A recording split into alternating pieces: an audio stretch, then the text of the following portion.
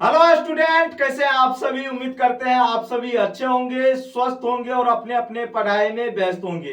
जो भी student class 8 में पढ़ते हैं या किसी कॉम्पिटिटिव एग्जाम की तैयारी करते हैं, आज की क्लास उन दोनों स्टूडेंट के लिए है। और हम आपको ये भी बताएंगे किस तरीके से क्लास 8 का क्वेश्चन आपके कॉम्पिटिटिव एग्जाम में पूछा जाता है और वही क्वेश्चंस आपके कॉम्पिटिटिव एग्जाम में पूछा जाता है जो पहले आप पढ़ चुके हो, लेकिन आपको वहां पे वो कॉन्सेप्ट नहीं सिखाया जाता है या उस तरीके से नहीं पढ़ाया जाता है ताकि आगे चल के इस क्वेश्चंस में आपको प्रॉब्लम ना हो। लेकिन अभी जो ये क्वेश्चंस दिख रहा है ये क्लास 8 का ही क्वेश्चंस है। हम आपको बताएंगे कि क्लास 8 में इस क्वेश्चंस को किस तरीके से हल करना है और कॉम्पिटिटिव एग्जाम में अगर आप पढ़ रहे हैं तो किस तरीके से हल करना है। विद इन मात्र 2 सेकंड में आप इस क्वेश्चन का आंसर दे सकते हो। लेकिन अगर आप क्लास 8 में पढ़ रहे हो तो डिटेल सॉल्यूशन पहले हम आपको सिखाते हैं, उसके बाद शॉर्ट सॉल्यूशन सिखाएंगे जो कि चुटकी बजाते ही हल हो जाएगा।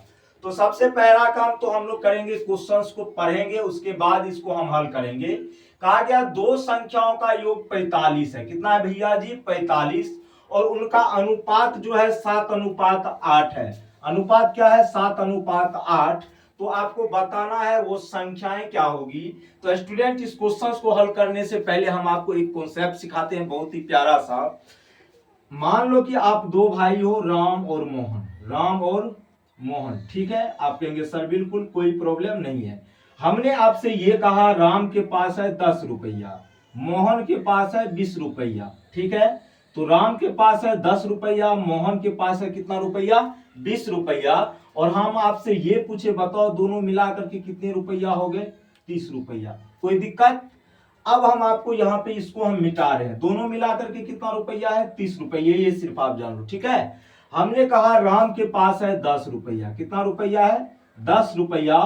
तो मोहन के पास कितना रुपया होगा? दोनों के मिलाकर के कितना रुपया है? 30 रुपया। हम कहेंगे आपसे ये बताओ, अगर राम के पास 10 रुपया है तो मोहन के पास कितना रुपया होगा?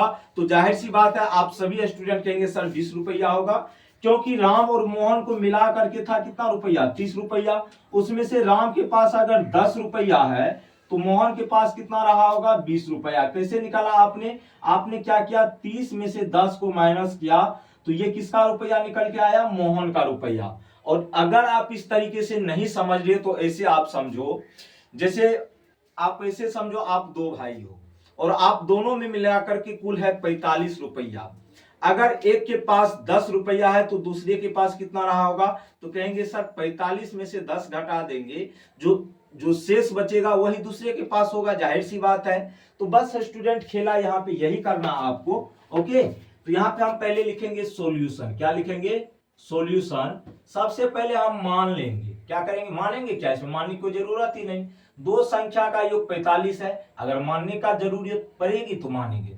तो मान लेते हैं, माना कि पहली संख्या x है, मान लेते हैं, ठीक है। माना कि पहली संख्या क्या है मेरा? x। आपकी मर्जी है x y z p q कुछ भी मान सकते हैं, हमने मान लिया x। कोई दिक्कत? बोलो हाँ या ना, ठीक है। हम कहेंगे स्टूडेंट, हम मान लिए पहली संख्या कितना है? x है, और आपसे पूछेंगे बताओ दूसरी संख्या क्या होगा? दूसरी संख्या। तो आप में से बहुत सारे स्टूडेंट कंफ्यूज हो जाएंगे और इसी कंफ्यूज को दूर करने के लिए हमने आपको ये एग्जांपल बताया था।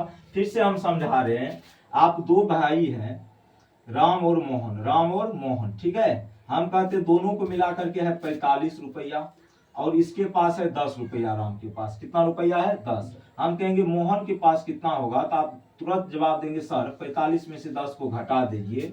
तो स्टूडेंट, आपको यही तो करना है। पहली संख्या x है और दोनों का योग 45 है, दूसरी संख्या निकालना है। तो योग में से पहली संख्या जो आपने माना उसको घटा दीजिए। तो 45 माइनस क्या हो जाएगा? x। क्या हो जाएगा बुआ? x हो जाएगा। कोई दिक्कत? आप कहेंगे सर मुझे कोई प्रॉब्लम नहीं है। अब हम चलेंगे प्रश्न से। किससे चलेंगे बुआ? प्रश्न से, ठीक है।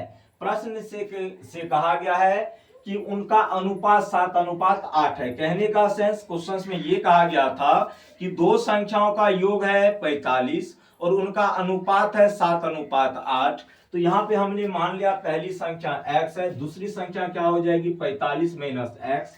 अगर इन दोनों का हम अनुपात निकाले तो x अनुपात हो जाएगा 45 माइनस कितना? x।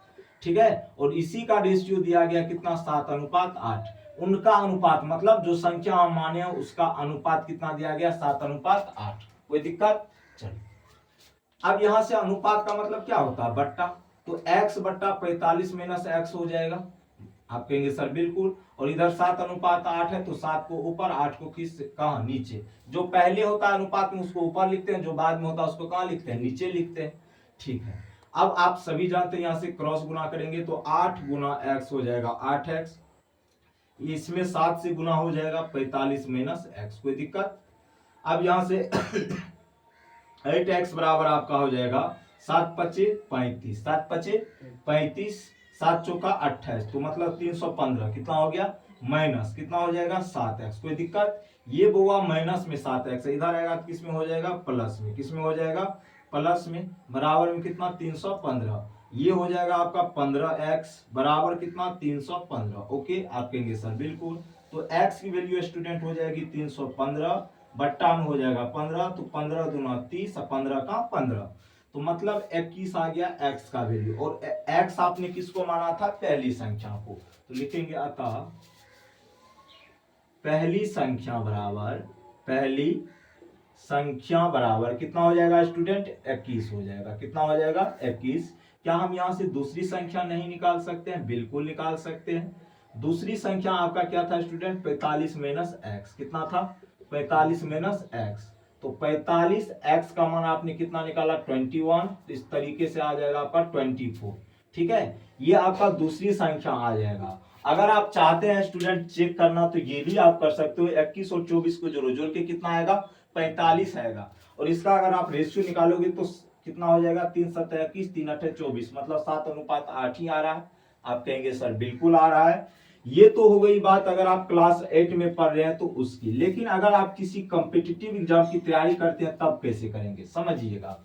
यहाँ पे नंबर्स का जो रेशियो स्टूडेंट दिया गया है 7:8 दिया गया। आप कहेंगे सर बिल्कुल कोई दिक्कत नहीं है, नंबर का ही तो रेशियो है ना। अगर इस रेशियो को हम ऐड करें आपस में तो कितना हो जाएंगे, 15। कितने हो जाएंगे, 15 यूनिट। लेकिन इसी का वैल्यू यहाँ पे अगर आप देखेंगे तो किसके बराबर है, 45 के बराबर। तो 15 यूनिट का वैल्यू कितना हो गया, 45। कितना हो गया, अरे इसको अगर हमने ऐड किया तो देखो रेशियो में कितना है, 7:8, तो इसको हमने क्या किया, ऐड किया। लेकिन इसी का रियल वैल्यू किसके बराबर है, 45 के बराबर। तो एक का वैल्यू कितना हो जाएगा, 3। क्या हम यहाँ से 7 का वैल्यू नहीं निकाल सकते हैं, 7 मतलब पहली संख्या। तो 7 गुने 3 कितना हो जाएगा, 21।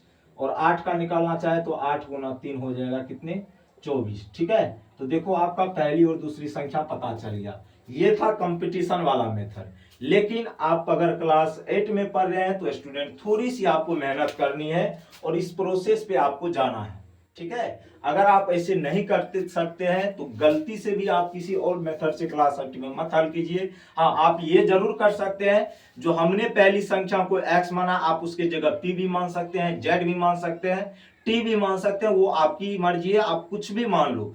लेकिन ये प्रोसेस जरूर करना। और इस प्रोसेस से क्लास 8 में अगर आप पढ़ रहे हैं तो मत करना, क्योंकि ये कॉम्पिटिटिव एग्जाम का मेथड है। वहां पे ये होता है कि कैसे हम लोग सवाल को फास्ट में हल कर सकते हैं, ये नहीं होता है कि दिखाना है हमें। लेकिन क्लास 8 में आपको ये दिखाना पड़ेगा हमने किस तरीके से हल किया।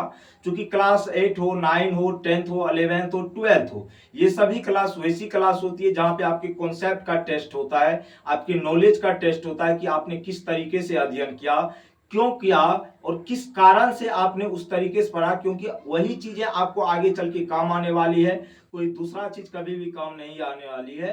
तो याद रखिएगा, हमेशा कॉन्सेप्ट हमेशा सही लेकर के पढ़िए, क्योंकि आगे चल के यही आपको काम आएगी। अगर कॉन्सेप्ट आपका सही नहीं रहेगा तो यकीन मानिए आपका एक एक सोच गलत हो सकता है आगे चल के।